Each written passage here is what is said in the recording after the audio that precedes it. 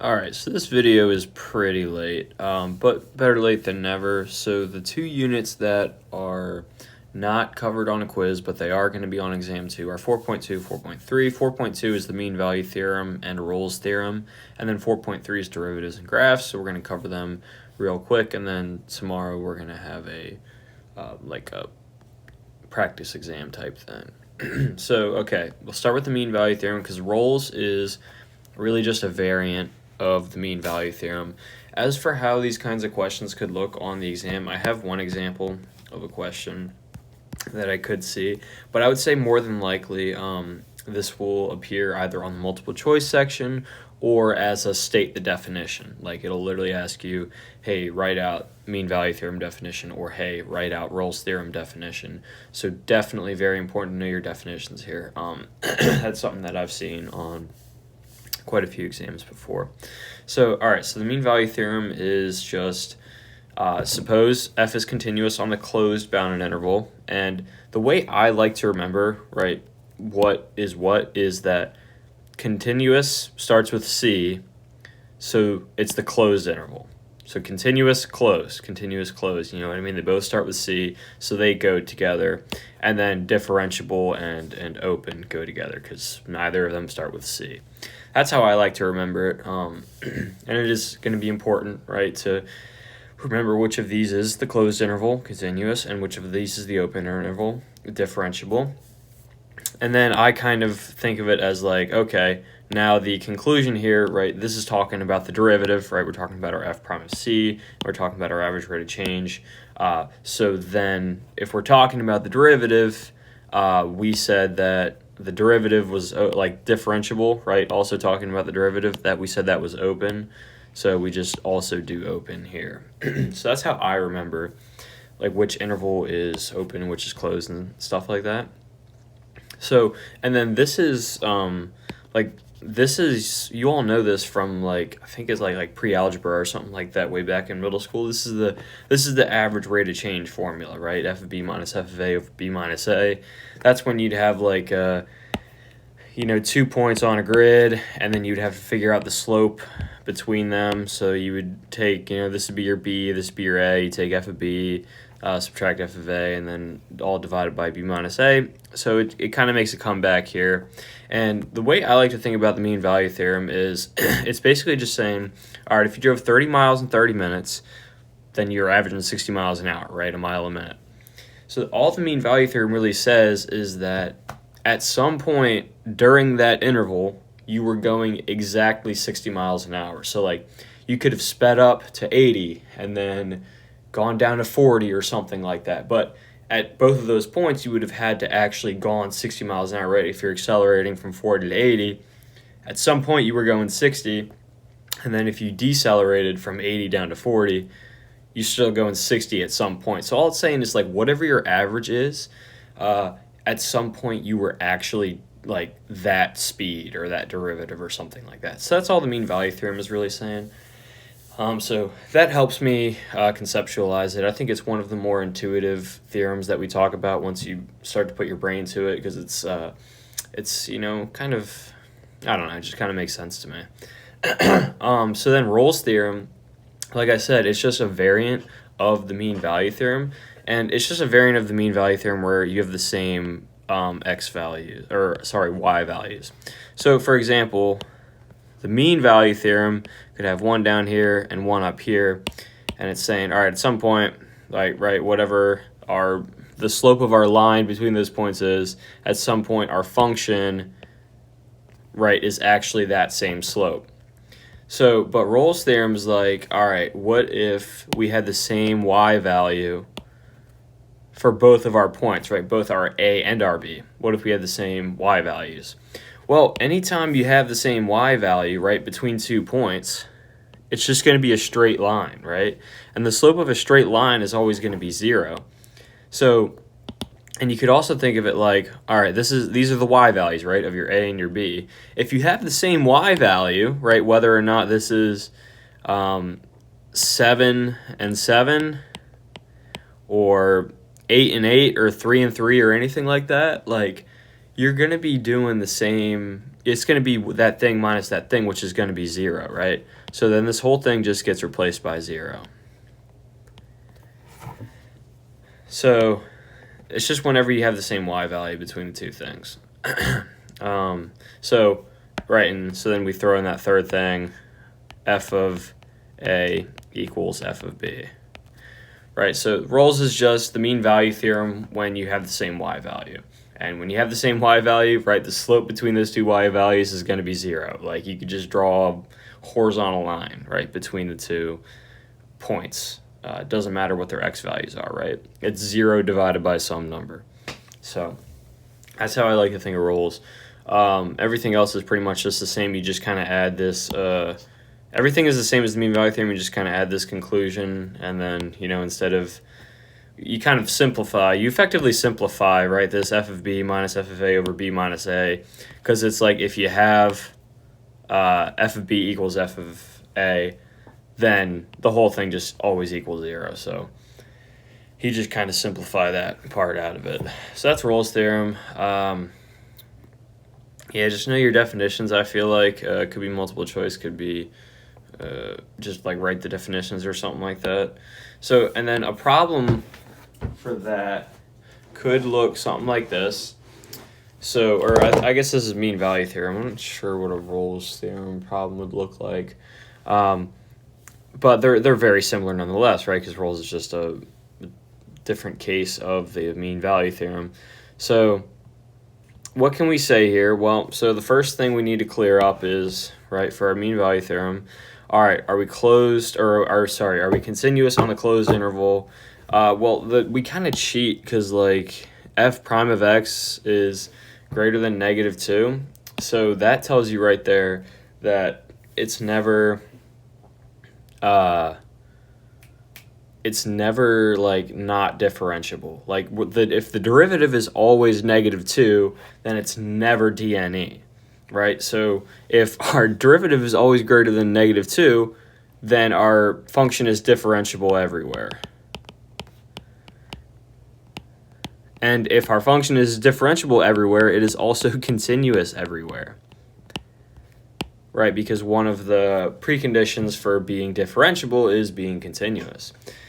So now we can say, all right, we can use the mean value theorem. So f prime of b minus f prime of a, f prime of c equals f of b minus f of a over b minus a.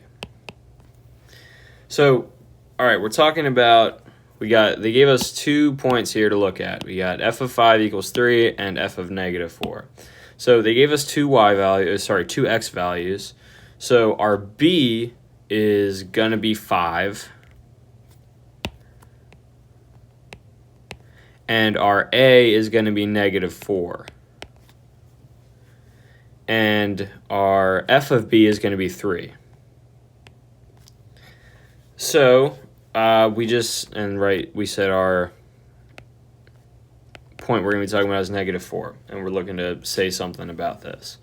So all we know is that f prime of x is greater than -2. So, like, for everything. So we know that this is greater than -2. That's what we can say so far, right? Because if it's greater than -2 everywhere, then it is definitely greater than -2 at the point that we're talking about. So let's do some algebra to isolate f of -4, right? So, well, first we can simplify this denominator, right? 5 plus 4 equals 9. So then we've got 3 minus f of -4. Let's multiply both sides by 9. So we get -18. Subtract 3 from both sides. So that's negative f of -4, less or greater than -21. And then now we divide both sides by -1. And then when you divide an inequality by a negative number, you have to flip the greater than or equal to sign, or greater than or less than sign. So we get f of -4 is less than 21. And that would be our conclusion that we would have there. Okay, so now there's one more problem on mean value theorem that I wanted to talk about. So if f prime of x is greater than or equal to 4 for all x and f of 2 equals 6, what's the smallest possible value for f of 7? So you know this is a mean value theorem because we're talking about the derivative and we're given like 2 points on it. So let's just write out the mean value theorem. Well, so first, like we said for the last problem, we are differentiable everywhere because our derivative, right, is greater than or equal to 4 for all x.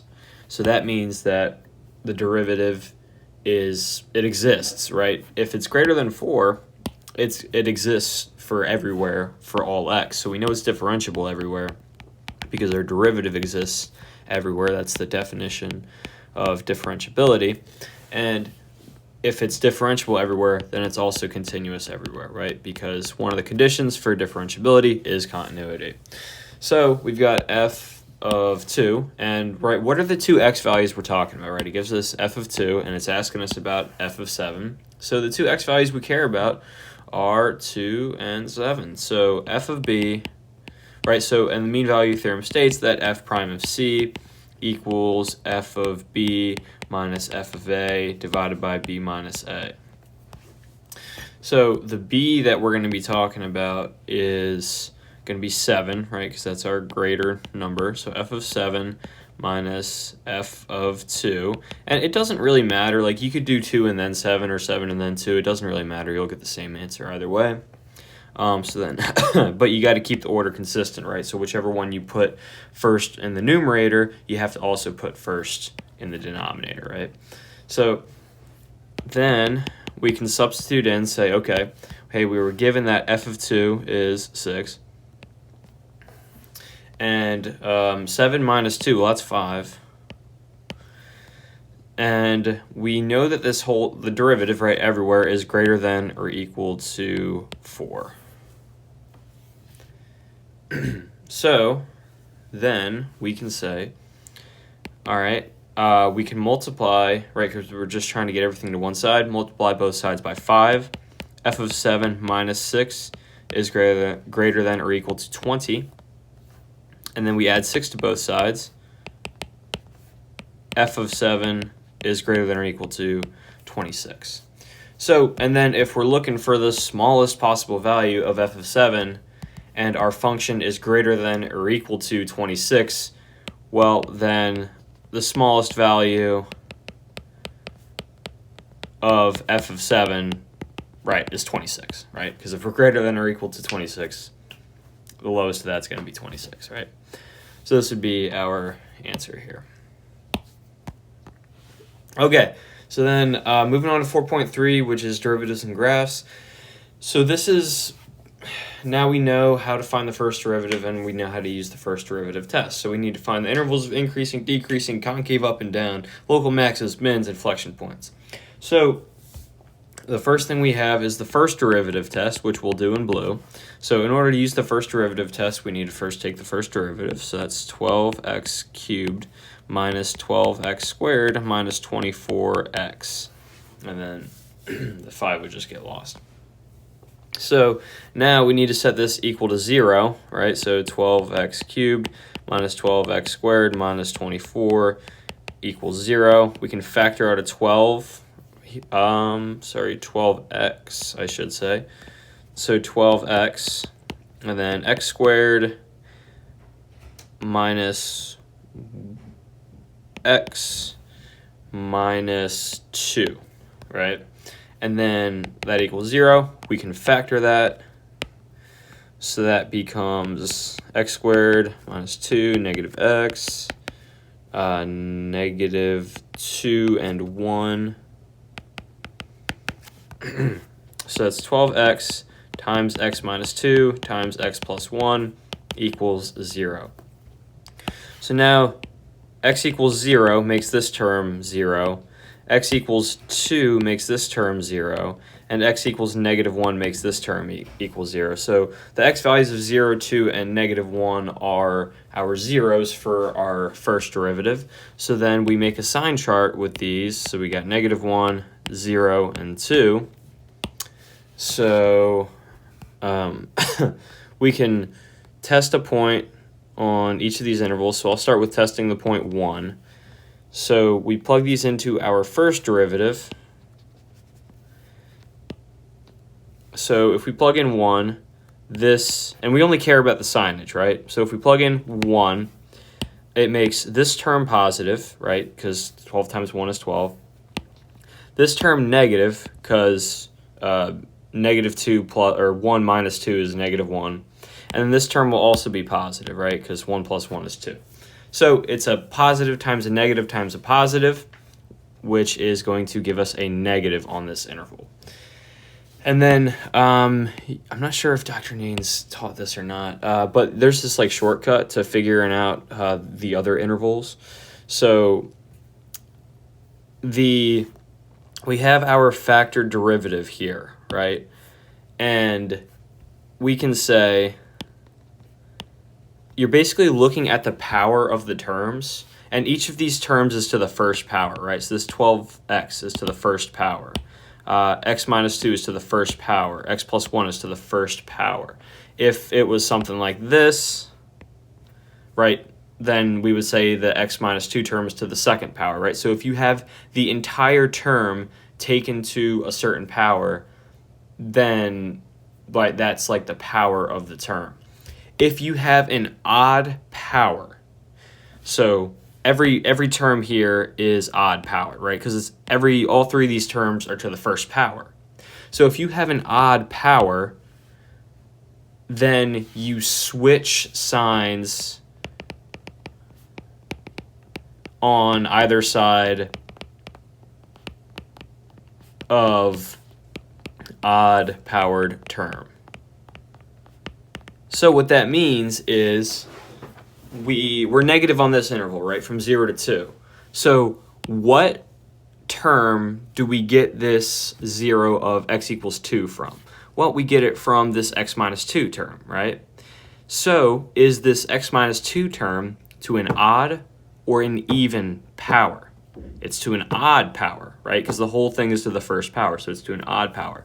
So that means on either side of this 2, right, we're negative here, we swap our signage. We switch our sign on either side of an odd-powered 0. Okay, so then how about this 0, x equals 0? Which term does this 0 come from? Well, it comes from this 12x, right? Is 12x to an odd or an even power? Well, it's to an odd power. So then we switch on either side. We are negative here, so then we are positive here. And then where does this negative 1 term come from? Well, it comes from this term, right? X plus 1, which is to an odd power. So we're positive here, so then we swap to negative here. So now we have filled out our sign chart while only having to plug in one x value. You know what I mean? So it's a pretty sweet shortcut, can save you a lot of times on exams and stuff. So I like teaching it. But, if you don't feel like learning that, you could just plug in 3 and you'd get a positive number, or you could plug in negative 1/2 and you'd get a negative number, you'd plug in negative 1/2 and get a positive number, and then you'd plug in negative 2 and get a negative number or something like that. This shortcut, it really is just, it's a time saver, and it stops you from having to plug in numbers and do algebra, which I always consider a win, not just for time, but also for like accuracy, you know what I mean? So if you have any questions about it, let me know. Let me just give you an example of, so if this whole thing is to the second power, then we would stay on either side of this negative 1, right? Because this negative 1 comes from this term, and now that term would be to an even powered, so we're positive here, so we would stay on either side of the 0. But it is not to the second power, it is to the first power, which is an odd power, so we switch on either side of that 0. If this was 12x squared, then that would be an even power. And so then we would switch on either side of this 0. So then this would be negative. And then, you get the idea. And then now we need to get on to the second derivative test. So, wait, before we do that, let's say, okay, so if we go from decreasing to increasing, then that's a local min at x equals -1. If we go from increasing to decreasing, then we have a local max. And if we go from decreasing to increasing, we have a local min.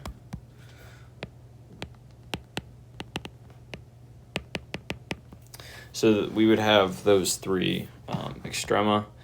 We would be increasing on the interval, right, because we're increasing wherever our first derivative is positive. So that's this interval, so that's -1 to 0. And then we are, again, from 2 to infinity. And then remember to always use the open braces here, because at these points we equal 0. So we need to be open points there.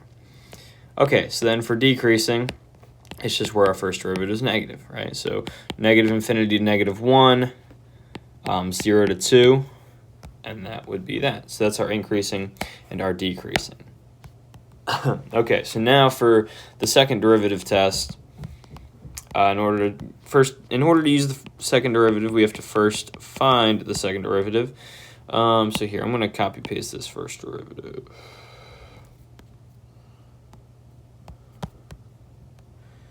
So if this is our first derivative, then, and you generally want this unsimplified version, right? Because if you were trying to take the derivative of this, it'd be like kind of a fucking mess, you know? So the derivative of this is going to be, what is that, 36x squared minus 24x minus 24. So we want to set this equal to 0. 36x squared minus 24x minus 24 equal to 0. We can factor out a 12 here, right? So this becomes 3x squared minus 2x minus 2. And that all equals 0. All right, so this is kind of a crappy example because the second derivative does not factor. So I'll just spoil it and tell you that this is what you'll get. So you'll get x equals plus or minus 1 minus square root of 7, all divided by 3. So then you would go to make your sign chart. You would have -1 minus square root of 7, all divided by 3. And then +1 minus square root of 7, all divided by 3. And so then you would plug that into this function, and I'll just spoil it for you. You'd get plus, minus, plus, right? Because these all come from, they end up coming from odd power terms, so you swap on every side of each 0 you find. So we get this sign chart, so then we can say, all right, we're concave up on the interval -infinity to -1 minus square root 7 divided by 3, and then we are concave up again from 1 minus square root 7 divided by 3 all the way up to regular infinity. And then we are concave down from between the two zeros.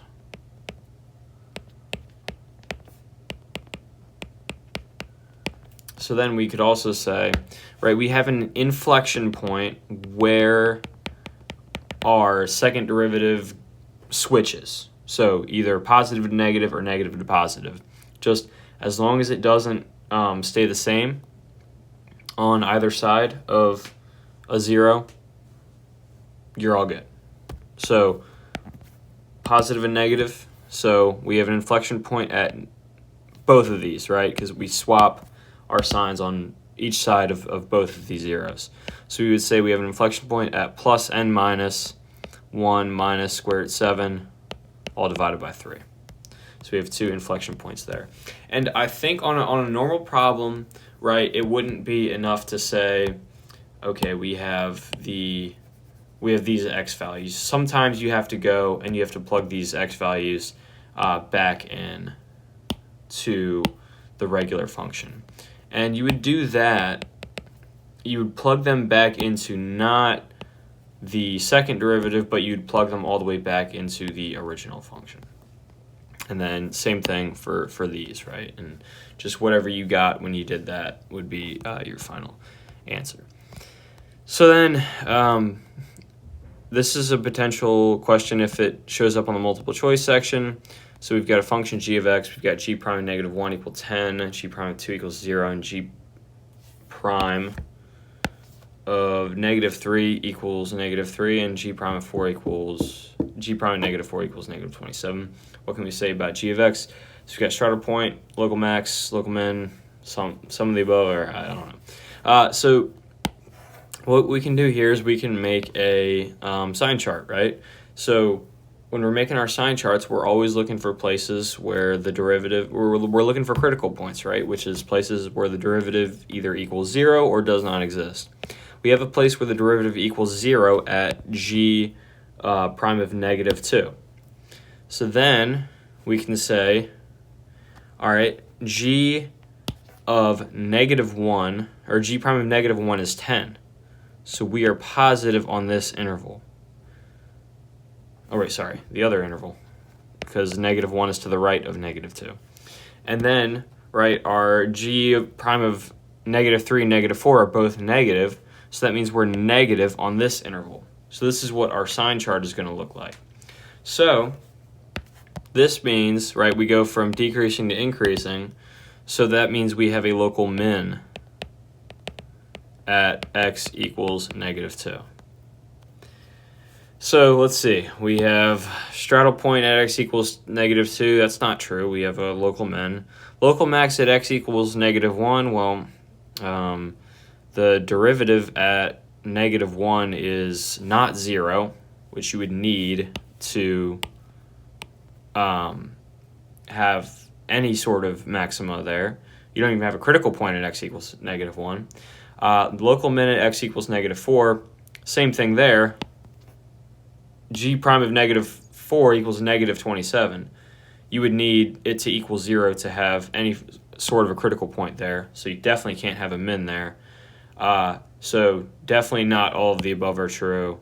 So we would say that none of the above are true.